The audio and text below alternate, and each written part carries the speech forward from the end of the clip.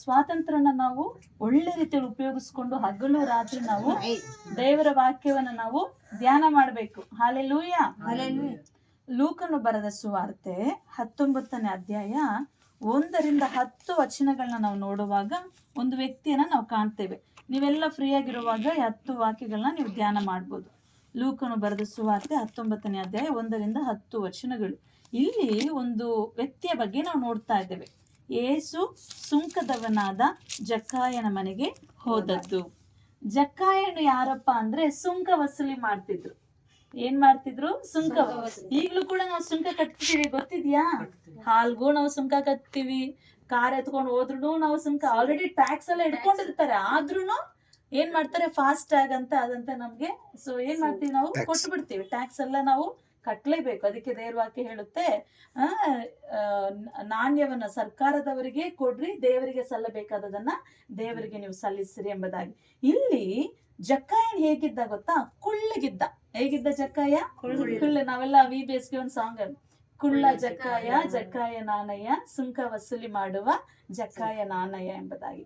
So ಆವಾಗ ಎರಿಕೋ ಊರನ್ನ ದೇವರು ಅಲ್ಲಿ ಬರುವಾಗ ಜಕ್ಕಾಯನಿಗೆ ಗೊತ್ತಾಯ್ತಂತೆ, ಇಲ್ಲಿ ಏಸಪ್ಪ ಬರ್ತಿದ್ದಾರೆ, ನನ್ನ ಊರಿಗೆ ಏಸಪ್ಪ ಬರ್ತಿದ್ದಾರೆ ಅಂತ ಗೊತ್ತಾಗಿ ಹೇಗಾದ್ರೂ ಮಾಡಿ ಈ ದಿನ ನಾನು ಏಸಪ್ಪನ ನೋಡ್ಬೇಕು ಅಂತ ಅವರು ಆಸೆ ಪಟ್ರು. ಅದಕ್ಕೆ ಆಸೆ ಪಟ್ಟದ್ದು ಮಾತ್ರ ಅಲ್ಲ, ಪ್ರಯತ್ನ ಮಾಡಿದ್ರು ಜಕ್ಕಾಯ. ಹೇಗೆ ನಾನು ಏಸಪ್ಪ ನೋಡೋದು? ಇಷ್ಟು ಜನಗಳಿದ್ದಾರೆ, ನಾನು ನೋಡಿದ್ರೆ ಕುಳ್ಳ ವ್ಯಕ್ತಿ, ನನ್ಗೆ ನೋಡಕ್ ಆಗಲ್ಲ ಅಂತ ಯೋಚನೆ ಮಾಡುವಾಗ ಒಂದು ಆಲದ ಮರ ಎಕ್ಕಿ ಮೇಲೆ ಕುಳಿತುಕೊಂಡ್ಬಿಟ್ರು ಜಕ್ಕಾಯ. ಏಸಪ್ಪ ನನ್ಗೀಗ ಕಾಣಿಸ್ತಾರೆ. ದೇವರ ಹಾಗೆ ಏಸಪ್ಪ ಹಾದು ಹೋಗುವಾಗ ತಲೆ ಎತ್ತಿ ಮೇಲೆ ನೋಡಿ, ಜಕ್ಕಾಯನೇ ತಟ್ಟನೆ ಇಳಿದು ಬಾ, ನಾನಿವತ್ತು ನಿನ್ನ ಮನೆಗೆ ಬರ್ತಿದ್ದೇನೆ ಎಂಬುದಾಗಿ ಏಸಪ್ಪ ಹೇಳ್ತಾರೆ. ಅವಾಗ ಜಕ್ಕಾಯ ತಕ್ಷಣ ಮರದಿಂದ ಕೆಳಗಡೆ ಇಳಿದು, ಓಕೆ ಏಸಪ್ಪ, ನನ್ ಮನೆಗ್ ಬರ್ತೀರಾ, ನಾನ್ ಪಾಪಿ ಎಂಬುದಾಗಿ ಆತನ ಒಪ್ಪಿಕೊಳ್ಳುವಾಗ ಅಲ್ಲಿರೋ ಜನಗಳೆಲ್ಲ ಮಾತಾಡ್ಲಿಕ್ಕೆ ಸ್ಟಾರ್ಟ್ ಮಾಡ್ತಾರೆ. ಇದೇನಿದು, ಈತನು ಸುಂಕ ವಸೂಲಿ ಮಾಡ್ತಾನೆ. ಆದ್ರೆ ನಾವು ನೋಡ್ತೇವೆ ವಾಕ್ಯದಲ್ಲಿ, ಈತನು ಬಲವಂತವಾಗಿ ಕೂಡ ಅನೇಕರಿಂದ ದುಡ್ಡನ್ನ ವಸೂಲಿ ಮಾಡಿದ್ರು ಎಂಬುದಾಗಿ. ಆಗ ಜಕ್ಕಾಯನಿಗೆ ಏಸಪ್ಪ ನನ್ನ ಮನೆಗೆ ಬರ್ತಾರೆ ಅಂತ ಗೊತ್ತಾಗಿದ ತಕ್ಷಣ ಆತನು ತಪ್ಪುಗಳನ್ನ, ಪಾಪವನ್ನ ಒಪ್ಪಿಕೊಂಡು ಅರಿಕೆ ಮಾಡ್ತಿದ್ದಾರೆ. ಏಸಪ್ಪ, ನನ್ ಮನೆಗೆ ನೀನ್ ಬರ್ತೀಯಾ? ನೀನ್ ಬಾ, ಆದ್ರೆ ನಾನು ಪಾಪಿ, ಅನೇಕರಿಂದ ನಾನು ಸುಂಕ ವಸೂಲಿ ಮಾಡಿದ್ದೇನೆ, ಯಾರಿಂದಾದ್ರೂ ನಾನು ಮೋಸವಾಗಿ ತೆಗೆದುಕೊಂಡಿರೋದಾದ್ರೆ ಅವರಿಗೆ 4ರಷ್ಟು ನಾನು ಹಿಂತಿರುಗಿ ಕೊಡುತ್ತೇನೆ, ನನ್ನ ಮನೆಗೆ ರಕ್ಷಣೆ ಆಗಬೇಕೆಂಬುದಾಗಿ ಜಕ್ಕಾಯನ್ ಇಷ್ಟಪಟ್ರು. ಹಾಲೆಲೂಯ. ಏಸಪ್ಪ ತಕ್ಷಣ ಹೇಳುವಂತ ಮಾತು, ಈ ಹೊತ್ತು ಈ ಮನೆಗೆ ರಕ್ಷಣೆ ಆಯಿತು. ಸಿ, ನಾವೇನಕ್ಕೆ ಜಕ್ಕಾಯನ ಬಗ್ಗೆ ನೋಡ್ಬೇಕು ಗೊತ್ತಾ? ನಾವೆಷ್ಟೋ ಸಾರಿ ರೀಸನ್ಸ್ ಹುಡುಕ್ತೇವೆ. ಪಾಸ್ಟರ್ ಫೋನ್ ಮಾಡಿ, ರಾಮು ಇದ್ದೀರಾ, ನಿಮ್ ಮನೆಗೆ ಬರ್ತೀನಿ ಅಂತ ಹೇಳುವಾಗ ರಾಮು ಬ್ರದರ್ ಹೇಳ್ತಾರೆ, ಅಯ್ಯ ಲೇದಯ್ಯ, ಈ రోజు ನಾಕಿ ಪನಿ ಉಂದಿ ರೇಪು ರಂಡಿ ಅಯ್ಯ. ರಾಮು ಹಂಗ ಹೇಳಲ್ಲ, ಎಕ್ಸಾಂಪಲ್ ಹೇಳ್ತಿದ್ದೀನಿ ನಾನು. ನಾವೆಷ್ಟೋ ಸಾರಿ ಏನ್ ಮಾಡ್ತೇವೆ? ಕಾರಣ ಹುಡುಕ್ತೇವೆ. ಮನೆ ಚೆನ್ನಾಗಿಲ್ಲ, ನನ್ನ ಪರಿಸ್ಥಿತಿ ಚೆನ್ನಾಗಿಲ್ಲ, ಅಡಿಗೆ ಮಾಡಿಲ್ಲ. ನೋನು, ಇಲ್ಲಿ ಜಕ್ಕಾಯನು ತಕ್ಷಣವೇ ಏಸಪ್ಪ ಬನ್ನಿ ಎಂಬುದಾಗಿ ಅಲ್ವಾ? ನಾವು ಕೂಡ ಏನ್ ಮಾಡ್ಬೇಕು? ಪಾಸ್ಟರ್ಯ್ಯ, ಎಂದಾದ್ರೂ ನಿಮ್ ಮನೆಗೆ ಬರ್ತೀನಿ, ಯಾರೇ ಆಗ್ಲಿ ಒಂದು ಪ್ರಾರ್ಥನೆ ಮಾಡಿ ಹೋಗ್ತಿ, ಸಡನ್ ಆಗಿ ಬಂದ್ರೆ ಬನ್ನಿ, ನನ್ನ ಮನೆ ಹೇಗಿದ್ಯೋ ಬೇಡ, ನನ್ನ ಮನಸ್ಸು ಸಿದ್ಧವಾಗಿದ್ಯಾ, ಅದು ಸಾಕು. ಹಾಲೆಲೂಯ. ಇಲ್ಲಿ ಆತನು ಪಾಪವನ್ನ ಒಪ್ಪಿಕೊಂಡು ಅರಿಕೆ ಮಾಡ್ತಿದ್ದಾರೆ. ಫಸ್ಟ್ ಆಫ್ ಆಲ್ ಜಕ್ಕಾಯನು ಮಾಡಿದ ಒಂದು ಕೆಲಸ ಏನು ಗೊತ್ತಾ? ಯೇಸುವನ್ನ ನೋಡಬೇಕು ಎಂಬುದಾಗಿ ಇಷ್ಟಪಟ್ರು. ಹಾಲೆಲೂಯ. ನಂತರ ಏಸಪ್ಪನ ನೋಡ್ಲಿಕ್ಕೆ ಪ್ರಯತ್ನ ಮಾಡಿದ್ರು. ಹಾಲೆಲೂಯ.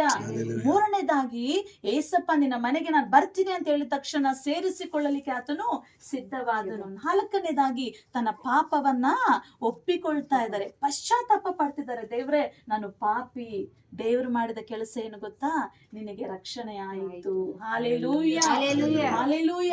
ಆತನಿಗೆ ಗೊತ್ತಾಯ್ತು, ನನ್ನ ಬಳಿ ಇರುವಂತ ಹಣ, ಆಸ್ತಿ, ಅಂತಸ್ತು ನನಗೆ ಸುಖ ಕೊಟ್ಟಿಲ್ಲ, ಆದ್ರೆ ಏಸಪ್ಪ ನನ್ನ ಮನೆಗೆ ಬರ್ತಿದ್ದಾರೆ ನೋಡು, ಇದೇ ನನಗೆ ಸಿಗುವಂತ ಸಂತೋಷ. ಹಾಲೆಲೂಯ. ಯಾವಾಗ ಏಸಪ್ಪಗೆ ನಿನ್ನ ಹೃದಯದಲ್ಲಿ ನೀನ್ ಸ್ಥಳ ಕೊಡ್ತೀಯೋ ಅದೇ ನಿಜವಾದ ಸಂತೋಷ ಮಗುವೆ. ಇವಾಗ ನೋಡಿ, ಅಕ್ಕಾಗ ಹುಷಾರಿದ್ದಿಲ್ಲ, ಹೇಳ್ತಿದ್ರು ಪಾಸ್ಟ್ರು, ಎಷ್ಟು ದುಡ್ಡು ಕೊಡ್ತೀನಿ, ನಿಮಗ್ ಸಮಾಧಾನ ಸಿಕ್ತಿತ್ತ? ಹಣ ಎಂದಿಗೂ ನಮ್ಮನ್ನ ದೊರೆತನ ಮಾಡಲು ಸಾಧ್ಯ ಇಲ್ಲ. ಕೋಟಿ ಆಸ್ತಿ ಇರುತ್ತೆ ಪ್ರೇರೆ, ಆದ್ರೆ ಅವ್ರ ಮನೆಯಲ್ಲಿ ಸಮಾಧಾನ ಇರಲ್ಲ.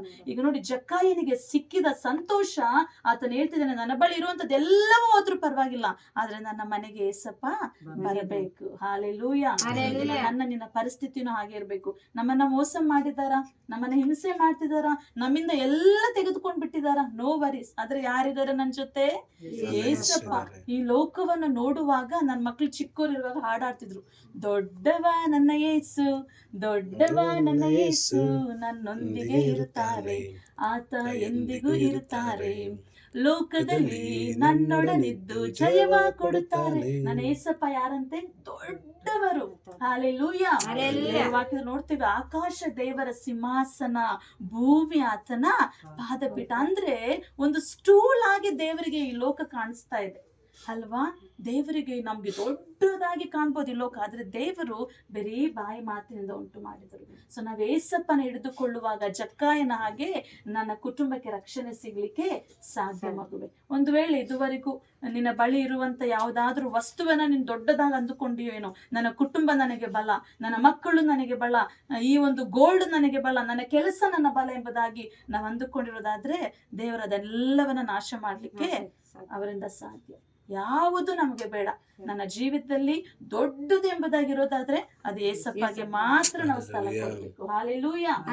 ಆ ದಿನ ಜಕ್ಕಾಯನ ಮನೆಗೆ ರಕ್ಷಣೆ ಸಿಕ್ಕ ಹಾಗೆ ಇಲ್ಲಿ ಸೇರಿ ಬಂದಂತ ನಿಮ್ಮೆಲ್ಲರ ಮನೆಗಳು, ವಿಶೇಷವಾಗಿ ನಮ್ಮ ಜ್ಯೋತಿ ಅಕ್ಕ ಮನೆಯಲ್ಲಿ ನಿಮ್ಮ ಕುಟುಂಬಕ್ಕೆ ಏಸಪ್ಪ ರಕ್ಷಣೆ ಕೊಡ್ಲಿಕ್ಕಿದ್ದಾರೆ. ಅದನ್ನು ಮಾಡಬೇಕಾದದ್ದು ಒಂದೇ. ಆ ದಿನ ಜಕ್ಕಾಯನ ಏನ್ ಮಾಡ್ದ? ಏಸಪ್ಪನ ನೋಡ್ಲಿಕ್ಕೆ ಆಸೆ ಪಟ್ಟ. ನೀವು ಕೂಡ ಅದೇ ಪ್ರಯಾಸ ಪಡ್ಬೇಕು. ದೇವ್ರೆ, ನಾನಿನ್ನ ನೋಡ್ಬೇಕು, ನಿನ್ನ ಸಭೆಗೆ ಬರ್ಬೇಕು, ನಿನ್ನ ಆರಾಧಿಸಬೇಕು, ನನ್ನ ಪಶ್ಚಾತ್ತಾಪ ಪಡಬೇಕು. ಆವಾಗ ನಿಮ್ಮ ಕುಟುಂಬಕ್ಕೆ ರಕ್ಷಣೆ ಸಿಗ್ಲಿಕ್ಕೆ ಸಾಧ್ಯ. ಹಾಲೆಲೂಯ. ಹಾಲೆಲೂಯ. ಕರ್ತನು ತಾನೇ ಚಿಕ್ಕ ವಾಕ್ಯ ಭಾಗವನ್ನ ಆಶೀರ್ವಾದ ಮಾಡ್ಲಿ. ಆಮೆನ್.